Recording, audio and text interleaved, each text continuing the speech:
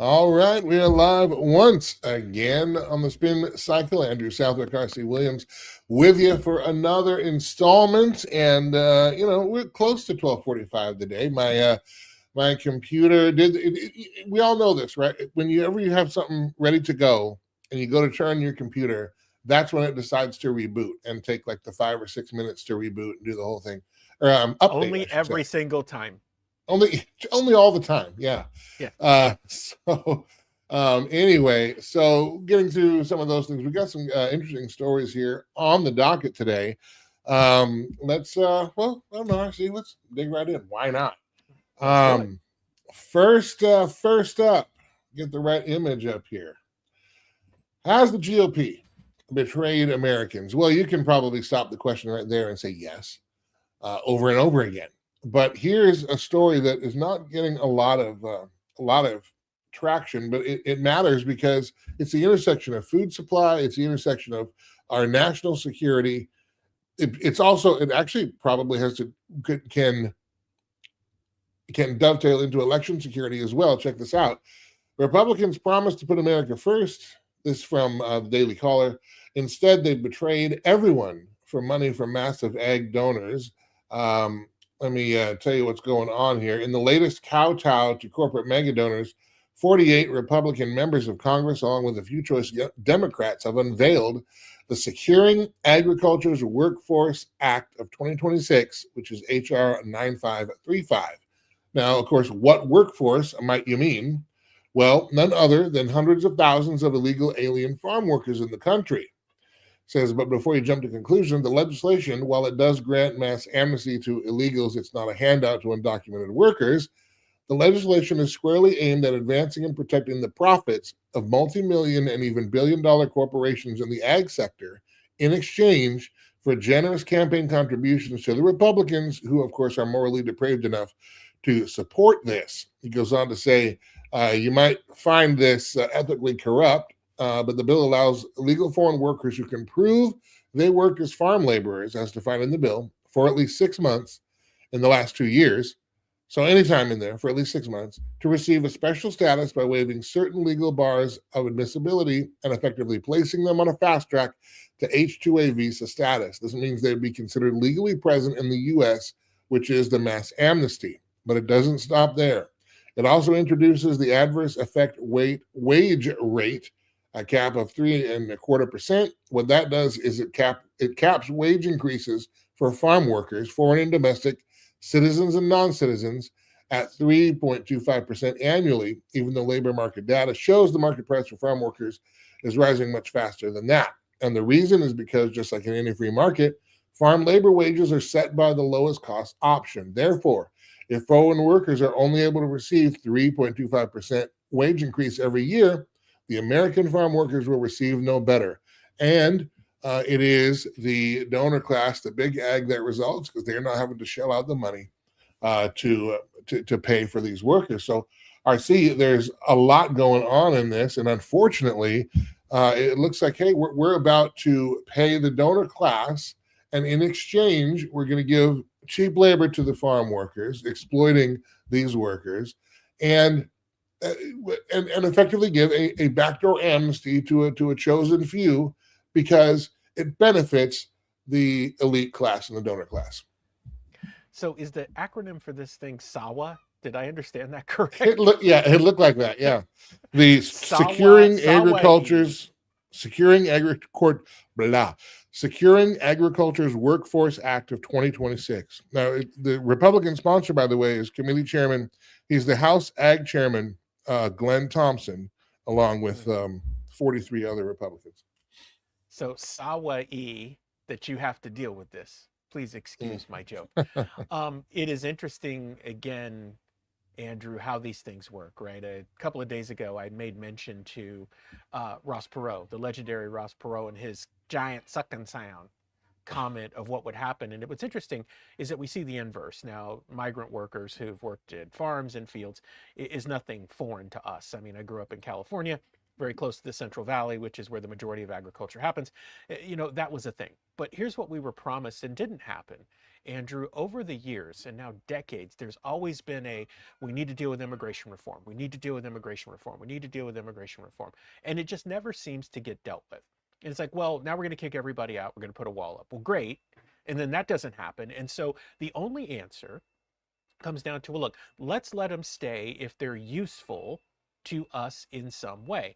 And so we had gotten that far down the road and we're like, gee, I wonder what's precipitating this. And that piece today basically locks in the last part for you. Once again, it's the donor class throwing around influence and resources to ensure that they get what they need. You know, Andrew, when you set precedents like this, it's like when you deal with case law, right? The Supreme Court, people don't realize the Supreme Court issues opinions. They can be taken or not taken, but the standard has become that they are like the letter of the law, and that sets case precedent going forward. My fear is that something like this, whether a bill actually gets passed, and maybe their goal isn't to necessarily pass it, but just to get it moving so it sets precedent as to what we should do. And I think the excuse that's going to be used is, well, this gets us closer to immigration reform. That said, that wasn't the promise, Andrew. The promise was very defined by the Trump administration coming in as to what they were going to do with regard to immigration. The question people have to ask themselves is, what happened? Why did this happen? Who was Hold on, you froze up and who again. do I? Wait. Nope, come back. Am I I back? lost you a little bit there. What you said? What happened, and then who, and then we lost you. What was that phrase? Yeah. So what people need to be asking is, what happened? Why did this happen? Who did it? And what's the real outcome or the goal here? Because this again doesn't pass the sniff test of something legitimately being done for the betterment of the American people. It seems like we're just going to push immigration reform through in whatever way the donor class feels like it makes the most sense. And I know in some instances, Andrew, we don't sound like conservatives, but in essence, we are. Like what we're saying is, do the thing that conservatives would actually do. And if you're going to purport America first, actually put America first. Well, this also has implications on election integrity as well. We keep talking about the SAVE Act, which, by the way, it's not going to pass in the latest thing. But I did read this morning that they're going to try to stick it in a reconciliation bill and move that along. Now, my beef with the SAVE Act the whole time, I don't care about making sure. Well, I do care about making sure that only eligible voters and American citizens are voting in elections. That's true, and that's good. We need to do that. My beef with it was using Real ID as the mechanism, because I think it's just getting everybody onto another trackable ID, bottleneck. Anyway, but the idea is that, well, we want to keep ineligible voters out. But here's the thing: when you bring in all these illegal immigrants to these different places, and now you give an avenue for amnesty for them, that counts in the census. That can change the districting. That can change the look of any given area. And we're not doing anything about that. And I think that's actually a much greater threat to our election integrity, because, man, if we can just concentrate this area with many who we believe are going to vote Democrat, probably, you're going to see, that's just going to take over more and more. And we're not paying any attention to that at all. In fact, we're exploiting them because the donor class likes it this way. Because the Republican Party seems to be focused on, let me just win this election. Let me just win this election. We're R+2 or D+1 or whatever it might be. But we're not playing a long game at all. We're just trying to win elections in a microcosm, as if winning the election is the thing, and whatever it takes to do. So yeah, we can win election and do things that are going to harm America in the long run. But hey, at least we won this district this year before the new census comes in and our own policies screw us over. So Andrew, you brought up something that I think is interesting. This story happened, and then it kind of got swept under the rug. I think the other concern here, and we see this in some local municipalities, this is happening in New York City, is that illegals are being allowed to vote in municipal elections, right? So maybe not in federal elections, but in municipal elections, there are municipalities that are basically giving them the right to vote.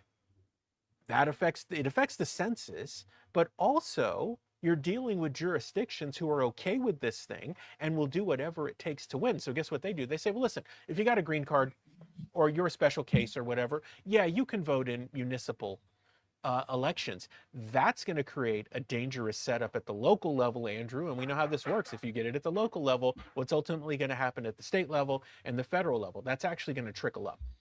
Yeah, I didn't have time to today. I should have brought the list of the 44 Republicans who voted for this, but it's HR 9535. So, friends, if you're watching this, whether it's live or later on, I'd encourage you, if one of your congressmen, one of your House representatives voted for this, I'd encourage you to give their office a call and express your disdain for their disdain for you. Let's just be honest. Okay. Next story here. Oops, I just took it off the stage. CIA, this is coming from Newsmax. Got a couple here from Newsmax. CIA says Iran won't yield to U.S. strikes. U.S. military strikes won't significantly alter Iran's negotiating stance, according to a new CIA report. A new U.S. intelligence assessment, first reported by the Washington Post, concludes that despite days of sustained airstrikes, Tehran is unlikely to soften its position or make major concessions in negotiations with the Trump administration. And it says that neither side are showing signs of backing down. The report comes after now 10 consecutive nights of U.S. strikes targeting Iranian military infrastructure, missile sites, drone launch facilities, air defenses, and maritime capabilities. The campaign intensified after Iranian attacks killed American service members and targeted commercial shipping in the Strait of Hormuz. But despite the military pressure, intelligence officials reportedly believe Iran's leadership remains focused on preserving the regime and is prepared to absorb significant losses rather than accept U.S. demands. RC, where are we at here in the land of the Iran war? Look, man, now I really know how Apollo Creed felt in the 13th and 14th rounds of his fights with Rocky Balboa. Why can't I knock this guy out? Well, because you think it's a show and he thinks it's a fight. Pardon my boxing analogy, but doesn't this hold true? We've said this for months now. We're like, you have a dug in opponent who's resilient and partying like it's 1989 just doesn't seem to get it done. Now, Andrew, yesterday on the show, I made mention that, our source, who is experienced deeply internationally, has said that Iran's black market provides them significant revenue, and there's a market for their oil, not only from China, but also from Japan and others. And BRICS is actually more solid than people who are in the United States actually think. So now you have a dug-in opponent who does have resources and is willing to take sustained hits because they're a theocracy, right? A totalitarian theocracy. They're willing to take the hits and the blows to make their point. And you get to the point where we start to look a little bit stupid.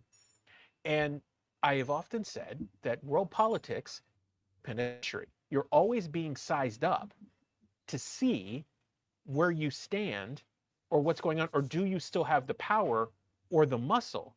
And I think we're in a dangerous spot, Andrew, where it feels like this thing is never going to end. Are we back to Afghanistan again? Are we back to Iraq again, where we just can't seem to deliver the knockout blow and then we got to bail out? I mean, this is, and the people who reported this are the ones who specialize in destabilization. It's like what Juliana always says. If the guy who's wearing the bomb diffuser jacket is running, you should probably keep up with him. Let me add to this story this also from Axios. Axios carried by Newsmax. Trump has two options on the Iran war. President Donald Trump is weighing two dramatically different paths in the escalating conflict with Iran, accepting a new 10-day ceasefire proposal designed to reopen the Strait of Hormuz, or joining Israel in a major military campaign aimed at forcing Tehran to back down. Regional mediators, including Qatar, Egypt, Pakistan, and Oman, have presented Washington and Tehran with a proposal calling for a 10-day ceasefire that would reopen the shipping lanes in Hormuz and provide time for negotiations on a longer-term maritime security agreement. Axios reported that while the Trump administration is reviewing that they're reviewing the proposal and preparing for diplomacy to fail. That doesn't sound encouraging.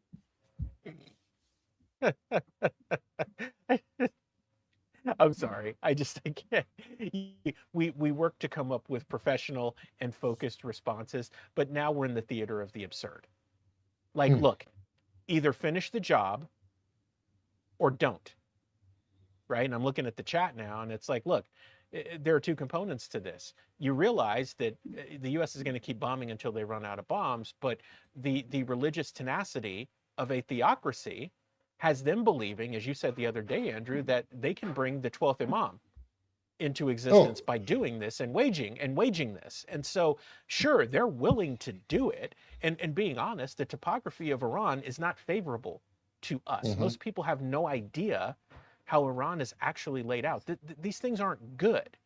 And so, either go do what you got to do and send the message, or figure out some other way, because what's going to happen is that in the court of public opinion, and we've said this before, and the stomach for the American people with conflict is limited. Like, they're limited. People are limited in how much they're going to take because of everything that's happening at home. It's like, hey, we're going to do this, we're going to do that, we're going to call a ceasefire, we're going to do this, I need another 60 days. Look, man, people don't care. It's just like people don't care what, they don't care what you sell, they care about the problem that you solve. And it would behoove the administration to keep that in mind and handle business like they said that we were going to do. And I will understate and I don't want to understate it. I will restate, underscore. That's what I was looking for. What you're talking about, but restate what I said. I think one of the things that we are missing in our military strategy, and this is what it looks like. Again, I'm not going to pretend I'm a military guy. I'm a musician and a pastor. We became a broadcaster, but because I'm a pastor, I can tell you that the theological aspect, the theological, um, fanaticism that the Iranian regime holds to is a big deal in their strategy. And at least I don't see signs that we understand that, because that's something that will keep you fighting until your very last breath. And it doesn't matter if you think you have no chance of survival. The thing is, survival is not the point. Their theological goal is the point. And that, that has, death to America. They want to kill the great Satan. They want to kill the little Satan. They want to bring about their prophecies. It's not about survival in that sense for that regime. It's about, being true to their theology. And you can think about it, whatever we believe, different people believe, you hold to that belief. And it's very, people, it's almost impossible for someone to change your mind on what you believe, particularly when it comes to things like religion, things like God, so on and so forth. Nobody could shake my Very faith in true. Jesus Christ. I don't care what they say. I don't care how many bombs you drop. I'm not going to renounce my faith in Christ ever. It's not about my survival, because I believe what the Bible says. I know where I'm going when I die. That's a promotion. Thank you very much. But Yes. but we need to understand that in fighting this war, I don't know that we do now. I just because it looks like even the Axios report. Hey, we'll try the 10-day ceasefire, but that's probably going to fail too. So we're prepared for more. But that also means joining. Then, I mean, how close are we to boots on the ground? Not to mention a story that I covered a couple of weeks ago on Culture Crossroads on the Sunday show. Our the our coupling the U.S. military with the Israeli military, particularly when it comes to information, innovation, training, tech, strategy, so on and so forth. That really seems like another step in that direction too, which again would not be good, because maybe we are getting a little closer to actual boots on the ground. And my goodness, this thing just seems to be spiraling out of control. But it's almost like you have the Trump administration trying to manage the press about it or manage the headlines. You're trying to do it in a way that's not too messy, when really, if we're going to win, we need to go there and win. But again, what are we going there to win? If it was to knock out the nuclear weapons, President Trump has said in recent days that we've wiped them out. The only way they can build it is to get the minerals from underground, and we're the only ones that can get them out. So now we're back fighting for Hormuz, which was open before we went there in the first place. I Oh boy. Uh, when I'm glad that this is our kind of behind the scenes thing, because I can actually just nod and shake my head and just say, I continue to struggle with this mix of arrogance and illogic, right? We're not living in this era like we were during the first Bush administration when we did Desert Storm and it was just over in the first round. Like, we don't live in that world anymore. And we've been fundamentally weakened, in part because of what happened on 9/11 and things like the Patriot Act. We've been so fundamentally weakened and we've been so lazy in the things that we should be doing. And we've allowed others to say, you know what, the US is slipping. Let's do our own thing. This is where BRICS comes from. What does President Trump try to do? He tries to shut down BRICS. All he does is make it stronger. And so we're in these situations where you can't live in tariff land and think that solves all the problems. You can't use the American hammer in the way that you used to and think that it solves all the problems. Times have changed. And honestly, we need to change with them. What is interesting is that it seems like we were not prepared for a protracted conflict or any mass mobilization of any kind, Andrew, which is concerning in and of itself, because I thought we were supposed to be in a state of readiness, and that's where the trillions of dollars are supposed to go. Well, this is not a new thing. We'll move on. We got one more story here, but this isn't a new thing, is it, RC? Were we not unprepared in Vietnam for that prolonged conflict? Were we not unprepared really in Afghanistan for that prolonged conflict? And all three of them, Vietnam, Afghanistan, and what looks like is shaping up in Iran. I don't know how long we'll be there, but the end game, the exit strategy, what's our plan beyond shock and awe for the first 2 days?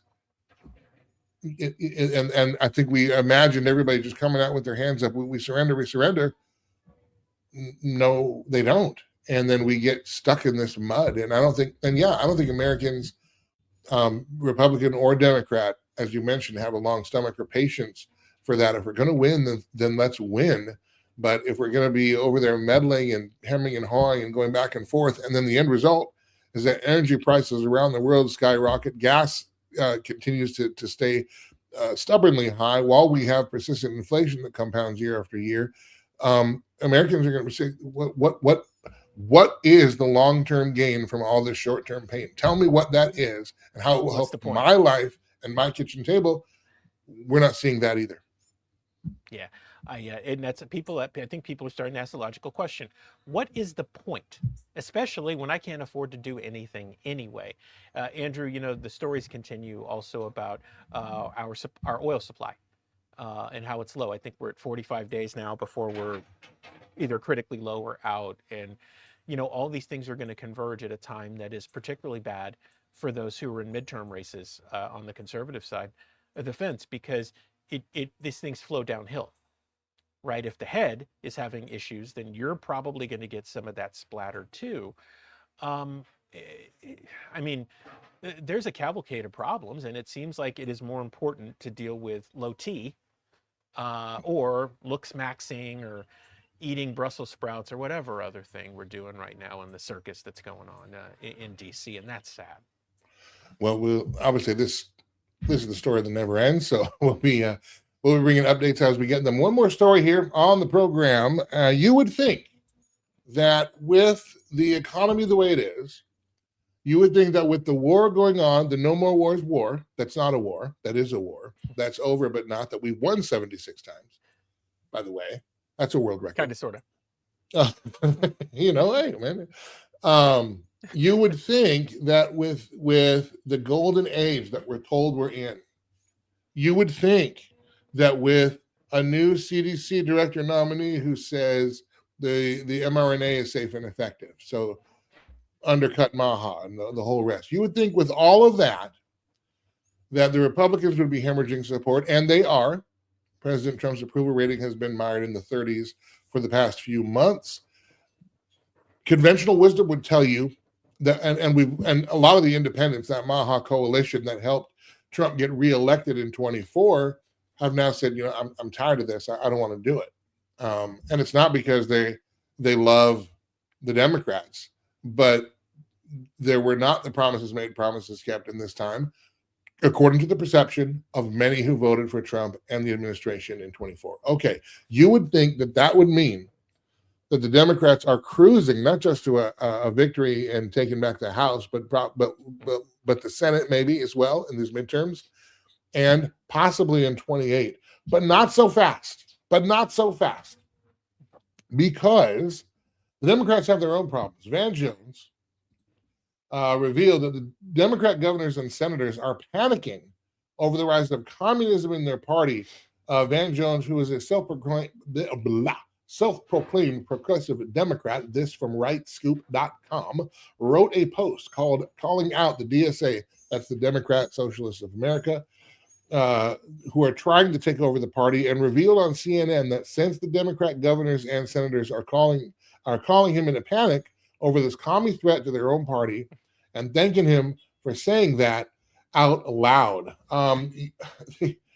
We've seen Mamdani, who's also said he wants to erase Netanyahu, and so now he and Trump are in a tit for tat arrest Benjamin Netanyahu, Israel prime minister.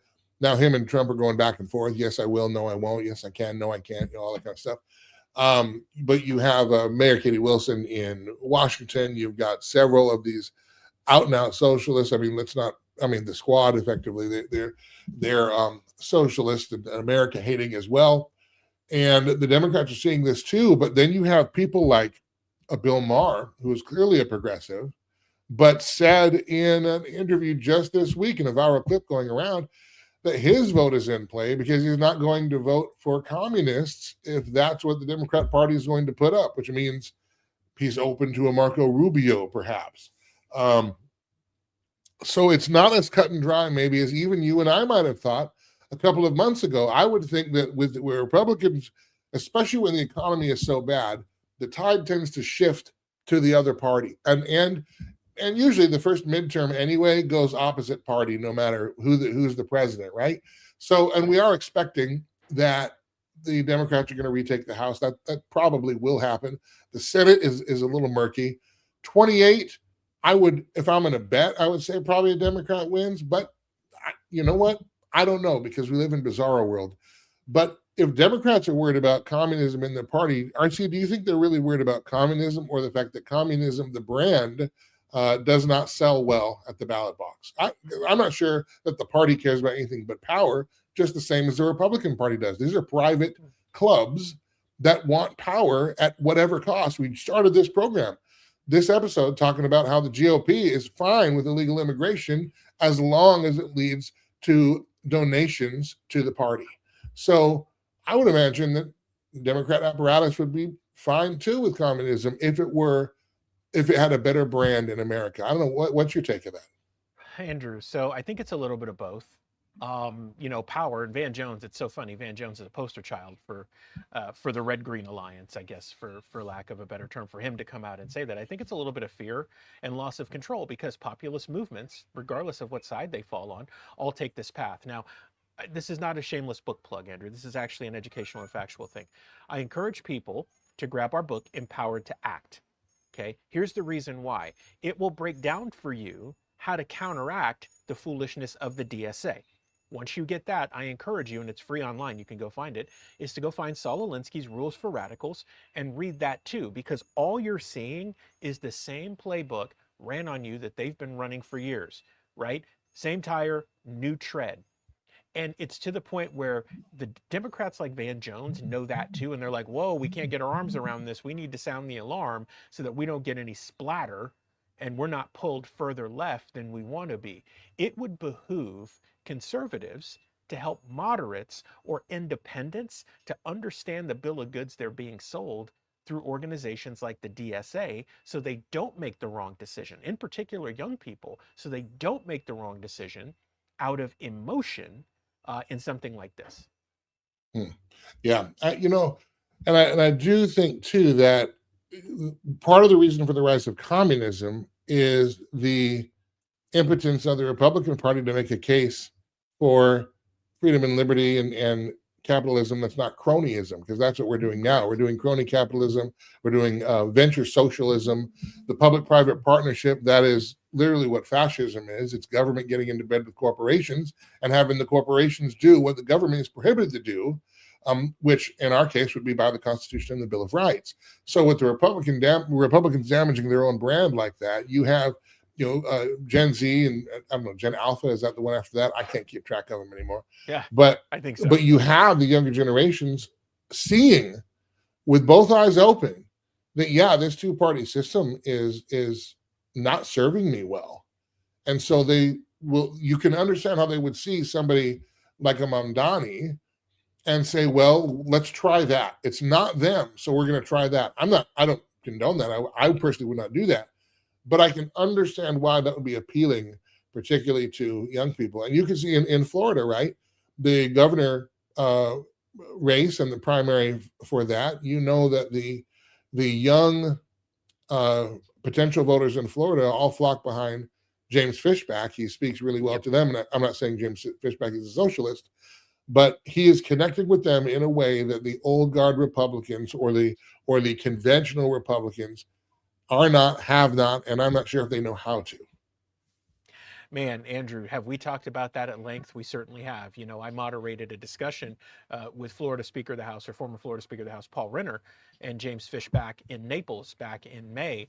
250 young people in the church, Andrew, all focused with great questions and very persistent in wanting answers. And what Juliana and I shared with people is, in the old guard, is you have no idea what's coming for you. Doesn't matter if Fishback wins or not. What matters is his ability to mobilize and galvanize young people. Don't think others who have really bad intentions aren't watching that and figuring out how they can pick up or move that young audience. Now, I think Fishback is going to use that block to get whatever he ultimately wants. And hey, you mobilized them. RFK Jr. did the same thing. Right. But I do agree with you. I don't think the conservatives or the old guard even have a clue even where to start with that, because they refuse to listen to a guy who they disagree with, which is a whole nother set of problems, right? But tribalism. We've adopted the tribalism that we used to decry 30 years ago. Exactly. And so here we are, once again, faced with our own mortality, so to speak, when it comes to conservatism, because we tell a horrible story, or we don't tell a story at all, and we let the narrative be shaped by someone else, which is a rules for radical Solinsky 101, right? Mm-hmm. Get your narrative right, hyper focus on it, and beat it to death to the people who you can destabilize or weaken, right? Go after the head, go after the body, and go after the legs all at the same time, and press on them until they give you an answer. Like, it's 101, and this is exactly what's happening, and now it's made things like the DSA and some of these avowed socialists popular. All right. Hey, we are right up and out of time and just a little bit overtime here, RC, so we're going to have to call it for today. We will be back tomorrow. I'm assuming probably midday somewhere, right, RC? Somewhere around lunchtime, a little after. You can find us on, wherever you're watching us right now. And if you are watching us on one of our social media pages, YouTube, Culture Crossroads 316, at Watchman Action, any of the at Watchman Actions, or The Culture Crossroads with Andrew Southwick on Facebook. If you haven't yet, please subscribe to the page. Really helps the channel, helps the show, and we want to be able to bring just plain content to you. And this particular program, why we call it the Spin Cycle, we are conservative, so we do come from that worldview, but we just want to bring, here's what's happening. What do you think about this? And here's the actual truth. Get through the narrative, keep the meat, spit out the bones. And if you want to hear opinion, you can hear a lot of that on our Sunday show, Culture Crossroads. That is on the Beck TV Plus, BEKTV.plus, BeckTV.plus, Sundays, 5 p.m. Central Time. And also, RC, I want to make sure that we're reminding people of the Epic Cable and Watchman Action Network there. Yeah, correct. So we've got the Watchman Action Network 24/7. The Spin Cycle airs weeknights at 9:30 p.m. Eastern. It's channel 40 on Epic Cable throughout the state of North Dakota, and coming more places soon. We're also actively streaming on our Rumble channel and also on X. So if you go to at Watchman Action on X, you'll see that we're streaming live. You can catch the Spin Cycle and a whole bunch of other stuff from the Watchman Action Network there. For all things Watchman Action, as you said, Andrew, just go to watchmanaction.org. All right. And thanks to you guys for hanging out with us here, even if it was for a few minutes. Thank you for the comments. We appreciate that. Always look forward to the conversation, and we look forward to another one tomorrow. We'll see you then.